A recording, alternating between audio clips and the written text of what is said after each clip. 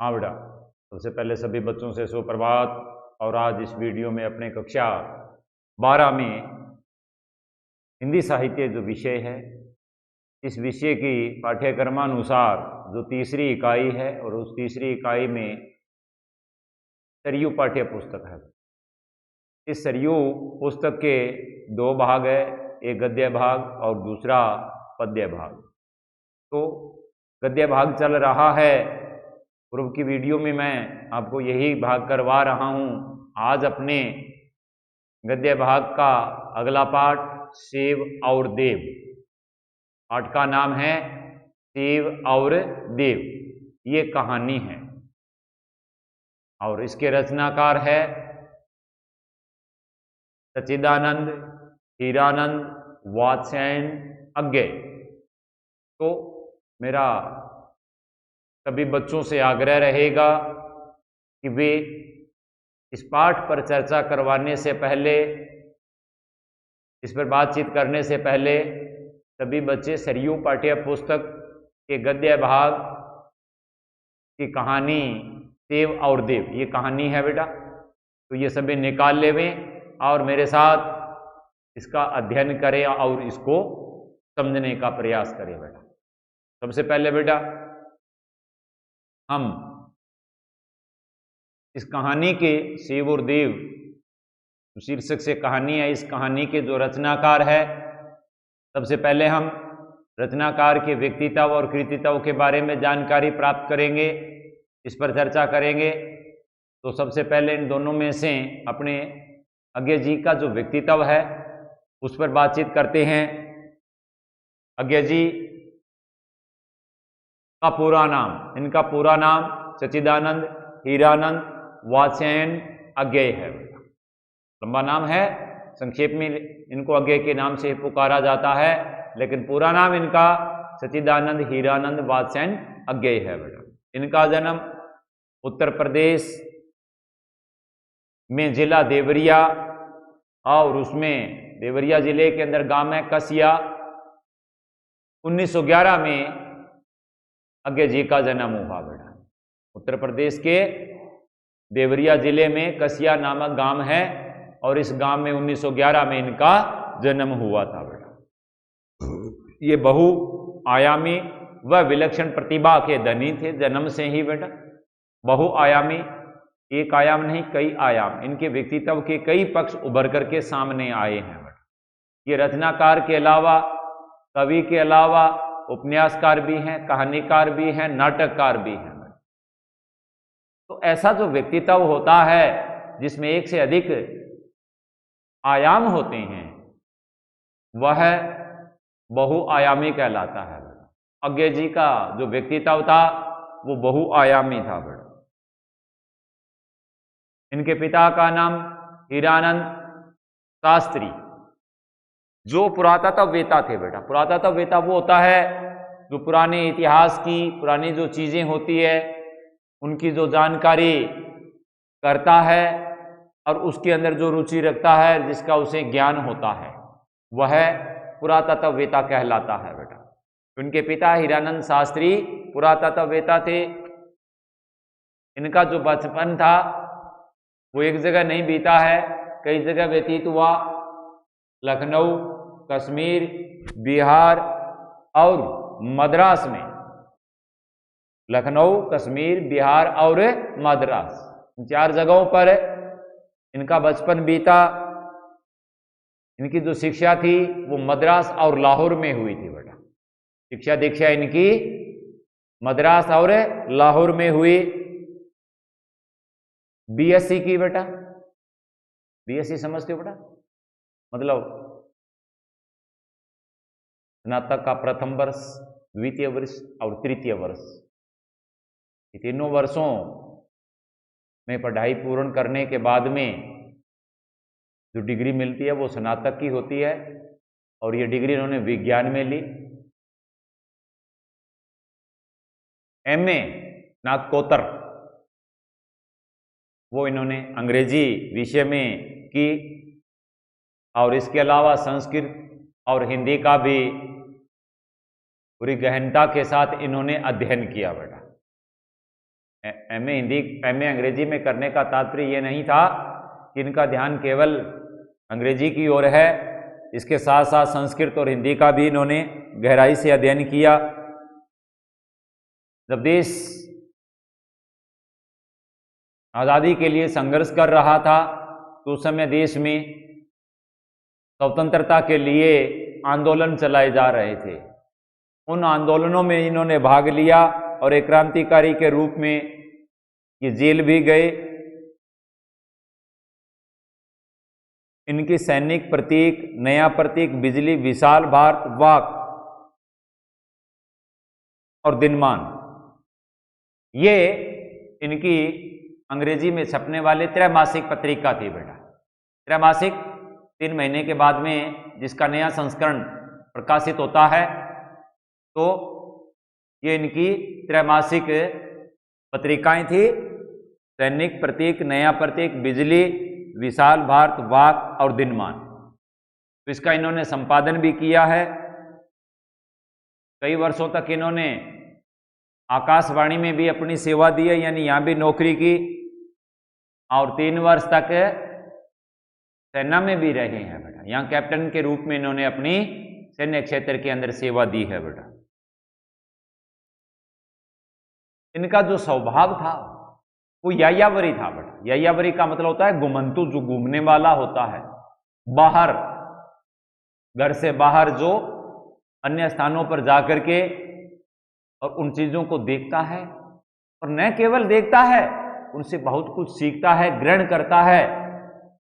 और जो संवेदनशील विचारों के लोग होते हैं वो कलमबद्ध भी कर लेते हैं बेटा। सीखी हुई बातों को, अनुभव की हुई बातों को, उन जगहों की, उन स्थानों के बारे में वो लिखना शुरू कर देते हैं बेटा। तो ऐसे लोग घुमंतु कहलाते हैं। तो आज्ञा जी भी स्वभाव से घुमंतु थे, यायावरी थे।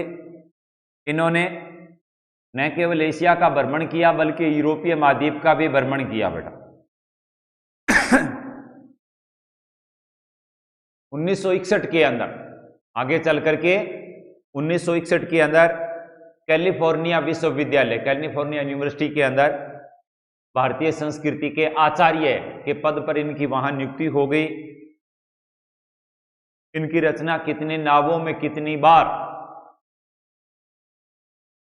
कितनी नावों में कितनी बार, इस रचना पर इनको साहित्य जगत का बड़ा पुरस्कार, भारतीय ज्ञानपीठ पुरस्कार, उससे भी इनको सम्मानित किया गया। और 4 अप्रैल 1987 को इन्होंने संसार को अलविदा कह दिया था, यानी इनका देहांत हो गया था। 4 अप्रैल 1987 को इनका देहांत हो गया, इनकी मृत्यु हो गई बेटा। तो ये था इनका व्यक्तित्व। आगे अपने अब इनकी कृतिताओं पर विचार चर्चा करेंगे बेटा। साहित्य जगत में एक नई परंपरा, हिंदी साहित्य जगत की अगर हम बात करें तो इस हिंदी साहित्य जगत में एक नई परंपरा को प्रतिष्ठित करने वाले रचनाकार के रूप में आज्ञा जी का नाम लिया जाता है। छायावाद की शुरुआत आज्ञा जी से होती है।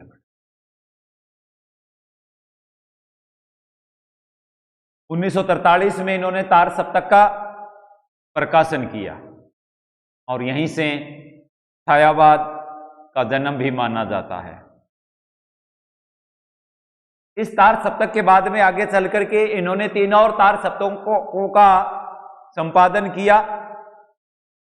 कुल मिलाकर के 4 तार संपादक इनके द्वारा संपादित किए गए। इन्होंने न केवल कहानियां लिखी, न केवल कविता लिखी, इसके अलावा हमने पूर्व में पढ़ा बहुआयामी थे। तो बेटा ये इन साहित्यिक विधाओं के अलावा साहित्य की दूसरी विधाओं में जैसे उपन्यास है, कहानी है, यात्रा वर्णन है, निबंध है, इन विधाओं में भी इन्होंने खूब लिखा है। इनकी प्रमुख रचनाओं में भगनदूत, चिंता, इत्यलम, हरी घास पर क्षण भर, बावरा अहेरी, कितने नावों में कितनी बार इंद्रधनुष रोंदे हुए ये आंगन के पार द्वार, ये काव्य है इनके बेटा। अगर उपन्यास की बात करें तो शेखर एक जीवनी, नदी के द्वीप, अपने अपने अजनबी, ये 3 इनके उपन्यास हैं। कहानी संग्रहों की अगर चर्चा करें तो उसमें विपथगा, परंपरा, कोठारी की बात, चरणार्थी, जयदोल, ये तेरे प्रतिरूप, ये इनके कहानी संग्रह है। अगर यात्रा वृतांत की बात करें तो जो इनके यात्रा वृतांत रहे हैं उनके शीर्षक अरे यायावर रहेगा याद, एक बूंद सहसा उछली, ये 2 इनके यात्रा वृतांत है। निबंध संग्रहों की अगर बात करें तो उसमें आत्मनेपद, त्रिशंकु, नवरंग और कुछ राग, हिंदी साहित्य एक आधुनिक परिदृश्य, ये इनके निबंध संग्रह है जो हमारे सामने है बेटा। तो इस प्रकार से अब तक जो चर्चा हुई है, बातचीत हुई है, उसमें सच्चिदानंद हीरानंद वात्स्यन का न केवल व्यक्तित्व के साथ साथ उनका जो कृतित्व है, यानी उनका रचनात्मक जो संसार रहा है, उस पर भी हमारी चर्चा हुई है। तो ये था कवि का परिचय, क्षमा करना, कहानीकार का परिचय। अब आगे अपने ये सेव और देव जो कहानी है, इस कहानी का जो मूल पाठ है, इस मूल पाठ पर बातचीत करेंगे बेटा। लेकिन इससे पहले इसकी मूल संवेदना और इसका जो उद्देश्य है उस पर भी हम विचार रखेंगे। तो देखिए बेटा कि सेव और देव एक ऐसी कहानी है कि इस कहानी के अंदर नैतिक मूल्यों के बारे में बताया गया, और जो नैतिक मूल्य होते हैं, इन नैतिक मूल्यों को हम किसी दूसरे के ऊपर थोप नहीं सकते बेटा। ये नैतिक मूल्य व्यक्ति के भीतर स्वतः ही स्फुरित होते हैं, ये यथार्थ है। अगर हम किसी को नैतिकता का पाठ पढ़ाते हैं बलपूर्वक दबाव देकर के, और हम चाहते हैं कि यह नैतिकता का पाठ पढ़े, तो जरूरी नहीं है बेटा कि वो नैतिकता को अपना लेगा पाठ पढ़ने के बाद में, क्योंकि इस चीज का जो संबंध है वो भीतरी आत्मा से है, मन से है बेटा। 2 चीज है इसके अंदर, एक मन और दूसरी बुद्धि बेटा। हम जब भी कोई काम करते हैं जीवन के अंदर, मन हमारा कहता है काम कीजिए, लेकिन उसके ऊपर चिंतन मनन करना पड़ता है कि जो काम हम करने जा रहे हैं, इस काम से हमें लाभ होगा या हानि। ये जो विचार है ये बुद्धि में आता है।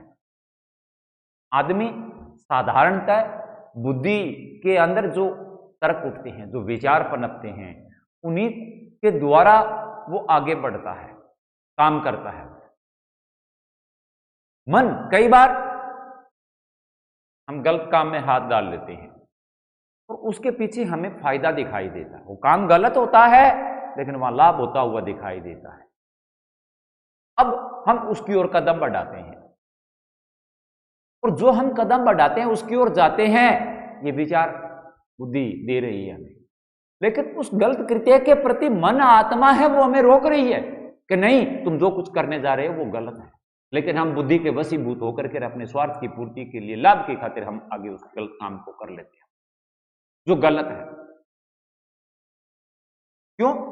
अब मन आत्मिक जो हमारे भाव है, विचार है, वो नैतिकता है बेटा हमारी, और नैतिकता कभी भी अनैतिकता को अपनाने की अनुमति नहीं देती है। वो हमेशा धिक्कारती है, वो हमेशा उसे रोकती है। तो ये जो कहानी है सेव और देव, वो इसी चीज को लेकर के, इसी बात को लेकर के कहानीकार ने इस कहानी की रचना की है। भाई नैतिक मूल्य है, स्वतः स्फुरित होते हैं, आरोपित नहीं होते हैं। किसी को बलपूर्वक हम किसी के ऊपर जबरदस्ती नैतिकता है उसको थोप नहीं सकते हैं, आरोप नहीं कर सकते हैं।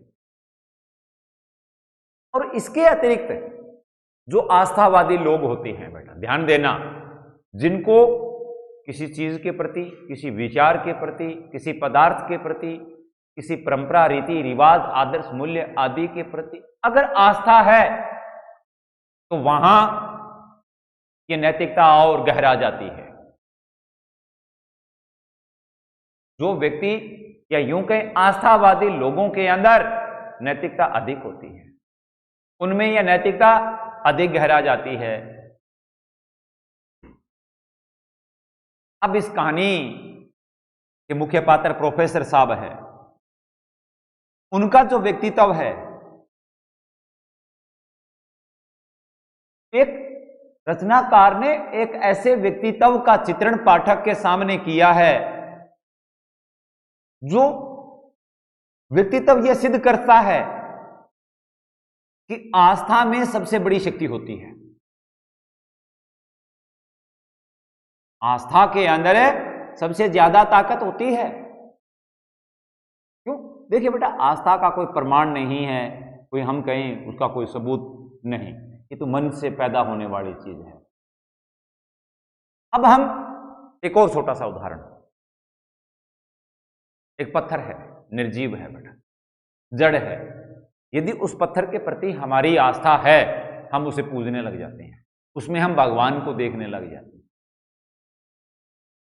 अब ये पत्थर को पूजना, मानना, स्वीकार करना, ये जो भाव पैदा हुए हैं कहां से आए हैं? भीतर से आई है बेटा। और यही हमारी क्या बनती है? आस्था बनती है, जो नैतिकता को जन्म देती है। अब इस कहानी के अंदर, कहानी पढ़ेंगे आगे आएगा बेटा, एक लड़का बाग के बगीचे में से सेब चुराता है। प्रोफेसर साहब उसको देख लेते हैं, देख करके उसको डांटते हैं, मारते हैं, पीटते हैं। आगे चल करके एक देवस्थान पर पहुंचते हैं प्रोफेसर साहब, और वहां एक सुनसान जगह पर मंदिर के अंदर देवता की मूर्ति देखते हैं। मूर्ति बड़ी उन्हें बहुमूल्य लगती है, कीमती है। ये सुनसान निर्जन स्थान पर पड़ी है, उपयुक्त नहीं है, इसे यहां से उठा लेना चाहिए, इसको उपयुक्त जगह पर रख देना चाहिए। ये बुद्धि के अंदर ये चीज पनपी है उनके, उसको वहां उठा करके उस मूर्ति को और अपने कोट की जेब में डाल करके लौट आते हैं। जैसे वो अपनी जगह पर पहुंचने वाले होते हैं, उससे पहले उनके मन में उनकी नैतिकता जागती है, आत्मा धिक्कारती है कि उस लड़के ने तो सेब चुरवाया था, सेब चुराने के कारण उसको सजा मिली, और तुम तो पूरा का पूरा देवस्थान ही लूट लाए हो। बुद्धि के वशीभूत होकर के देवस्थान लूट करके लेके आते हैं वो, लेकिन आत्मिक प्रेरणा पाकर के, नैतिकता के जागने के कारण वो वहां वापस लौट पड़ते हैं, उसी यथास्थान पर उस मूर्ति को, देवता की मूर्ति को छोड़ करके आते हैं। जीत किसकी हुई है? नैतिकता की जीत हुई है, आस्था की जीत हुई है। इस आस्था में इतनी शक्ति होती है बेटा, इसमें इतना बल होता है, यह भीतर की शक्तियों को जगाती है बेटा। तो यह है इस कहानी की मूल संवेदना बेटा, और यही इस कहानी का उद्देश्य भी है। आस्था के द्वारा व्यक्ति की नैतिकता को जगाने का काम रचनाकार ने किया है। यह भी बताया है इसके साथ साथ कि आदमी को बुद्धि के वशीभूत होकर के कभी भी कोई काम नहीं करना चाहिए, मन से चिंतन मनन भी करना चाहिए, उस चीज के प्रति, उस पदार्थ के प्रति, उस वस्तु के प्रति, काम के प्रति, कोई भी चीज हमारे सामने बढ़ा, उन सब के प्रति हमें अपनी नैतिकता है उसको बनाए रखना नहीं चाहिए। हमें ऐसा कोई काम नहीं करे बेटा जहां हमारी नैतिकता समाज में, परिवार में नष्ट हो रही हो, उसको नैतिकता को आंच नहीं आना चाहिए। क्योंकि समाज अगर है तो वो समाज की देन किसकी है बेटा? नैतिकता की है। जब नैतिकता खत्म हो जाएगी, अनैतिकता आ जाएगी, तब हम उसको समाज नहीं कहेंगे, मनुष्य समाज नहीं कहेंगे बेटा। अरे मनुष्य का होना ही तो नैतिकता है। मनुष्य नहीं होगा उस दिन नैतिकता नष्ट हो जाएगी बेटा, खत्म हो जाएगी। तो ये नैतिकता रूपी ना, आस्था रूपी जो शक्ति है, ये नैतिकता को जगाती है। तो एक तरह से नैतिकता को शक्तिशाली बताया गया है लेखक के द्वारा, और बुद्धि के वशीभूत होकर के, ठीक है, बुद्धि से हम लाभ हानि के बारे में जरूर सोच सकते हैं, ये नहीं कहते बुद्धि से सोचिए मत, सोचना पड़ता है बेटा, बिना बुद्धि और विवेक के तो कोई काम होता ही नहीं।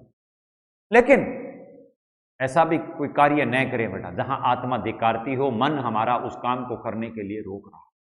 अगर ऐसा होता है, आत्मा अगर इनकार करती है, उस काम में कभी भी हाथ नहीं डालना।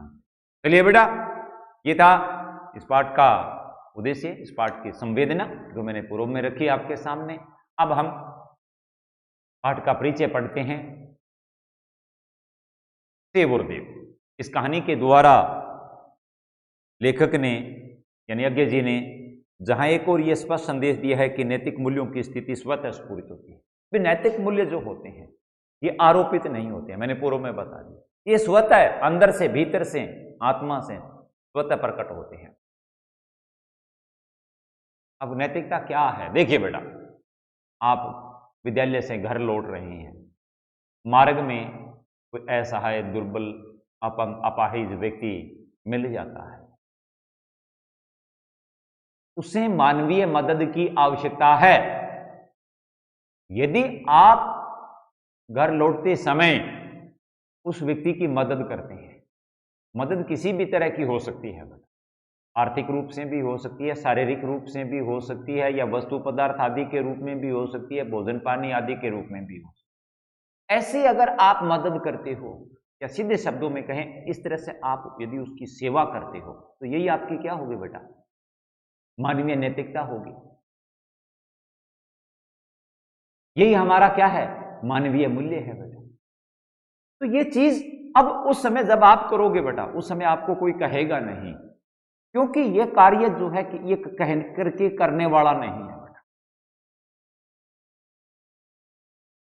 मैं कोई काम आपसे कहता हूं, आप मेरी आज्ञा पा करके उस काम को करते हो, लेकिन मन आपका नहीं कर रहा है, नहीं करना चाहिए। जहां मानवीयता की बात है, इंसानियत की बात है, नैतिकता की बात है, ये चीजें दूसरों के कहने से नहीं पनपती है बेटा, ये हमेशा मन से, आत्मा से स्वतः प्रकट होती है, आरोपित नहीं होती बेटा। वहीं यह भी व्यक्त किया है, यह भी बताया है, प्रकट किया कि मनुष्य की आस्था उसे और अधिक नैतिक बल देती है। आस्था जो होती है, वो मैंने पूर्व में बता दिया बेटा, कि व्यक्ति के भीतर शक्ति को जागृत करती है। देव मूर्तियों के प्रति विशेष रुचियों आस्था रखने वाले प्रोफेसर गजानन अपने व्यक्तित्व से यह सिद्ध कर देते हैं कि आस्था में बहुत बड़ी शक्ति होती है।